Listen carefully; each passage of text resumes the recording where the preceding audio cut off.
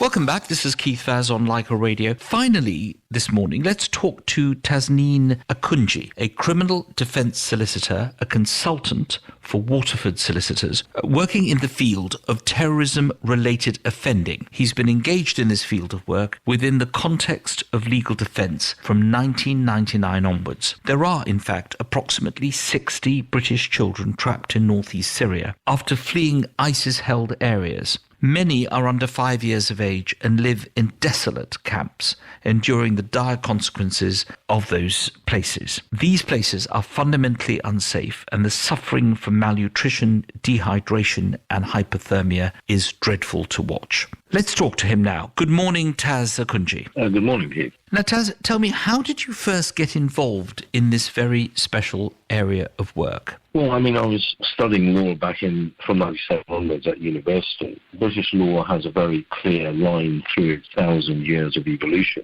At the time when we had 9/11, a draft set of legislation, which then became actual legislation, the Terrorism Act 2000, was formulated. And it very much reversed quite a few key principles in law. The idea of innocent until proven guilty was somewhat eroded by the balance of probabilities in some of these cases being pushed to the defendant to prove that instead of beyond reasonable doubt, the balance of probabilities come in. And other areas to do with thought crime were then introduced that had never been there before, not even under the IRA sort of height of dealing with that by legislation. So this was troubling. It was an area that was taking very little professional sort of help in the area. People were finding it difficult to get lawyers at the time to represent them. And I found it quite offensive that certain areas of legislation so reversed very key principles in law. And so I devoted myself to examining that, trying to redress the balance, or that I perceived as the imbalance that was there at the time, and continue to do so. Now, you were personally involved in going to the Turkish-Syria border to negotiate the release of a female British citizen, which is, of course, completely outside the scope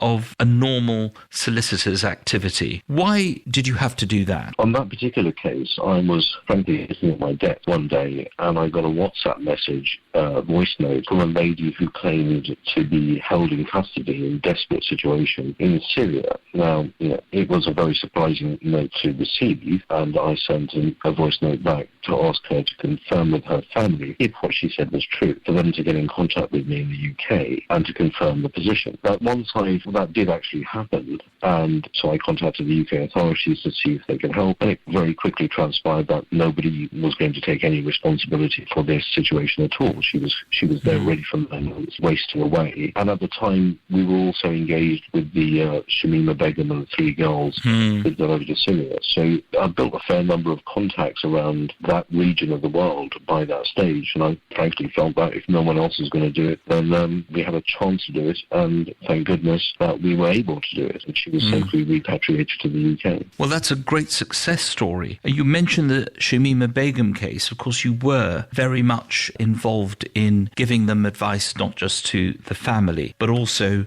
coming to Parliament to give evidence about what has happened. What's the current situation regarding Tasnime Begum? Do you think she's ever going to come back to Britain? She is, after all, or she was a British citizen before the Home Secretary stripped her of her citizenship. What's the current situation? Well, she still has a case at the Syria court, so that's still very much in progress. The issues that were recently decided was whether or not, it was a side issue, whether or not she should be brought back to the UK so she can physically engage in that appeal process and give her evidence from here, where that evidence can be trusted. It's not subject to duress, and it's not subject to the exigencies that are unknown in a refugee camp in Syria with very poor provisioning. The Supreme Court decided finally that they would not accept her coming back to the UK to engage in the process. So now the burden is on the legal teams and the Syrian Defence Force to try and find a way, if possible, to get her evidence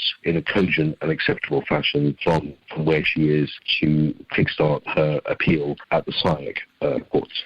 That's where that state of play is at the moment. I think most people have been very upset and concerned about the plight of the young British citizens, the children, who, through no fault of their own, are trapped in camps in Syria, living in the most appalling circumstances. What can be done for them, do you think, Taz? I mean, that is the greatest tragedy in all of this, is children who have no control over where they are and find themselves in conditions that are unacceptable to any society anywhere in the world. The UK government has repatriated some children, but they're only repatriating children who are entirely orphaned, as in they don't have a mother or father surviving and are single children or without parents, really. So they have done that, or they have done some of that, but they are being very resistant to bringing children over when they have a surviving parent in issue out there in Syria. Now, this is an unholy calculation being done by the government, where they are literally accepting that children should be brought back is unacceptable, but if it brings their parents with them, or even the chance that their parents can come back, then they are allowing those children to subsist in those conditions with a very high mortality rate over there. And I don't believe that that is legally justifiable in any way or form. Many other European countries have taken the same tack. It's not something that any country is expressed as being willing to be over the moon about bringing such people back over, adults that is. But as the weeks go by, a number of countries, including Denmark most recently, has accepted their responsibilities and started bringing people back to their jurisdiction, actively doing so. So I believe that the UK government will eventually have to capitulate to that, because it is the moral and legal thing to do. Tasnime Akunjee, thank you so much for joining us today. It's a very specialist area of work, as I said, but it must be a thankless area of work. Why do you still do it? Because no one else will. And the consequence of not doing so means that children die. And if I feel that there is an ability to